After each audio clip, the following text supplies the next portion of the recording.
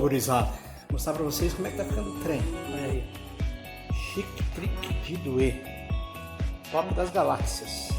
Então aqui já está pronta as laterais, aí, todo o acabamento, porque aqui que vai vir então agora um porcelanato de 1,20 m para revestir toda essa lareira.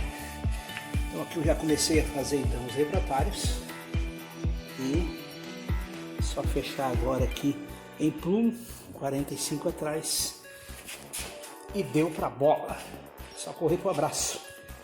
Agora, que vai ficar top das galáxias, com certeza, tá bom, gente? Um abraço pra Marca do Sul.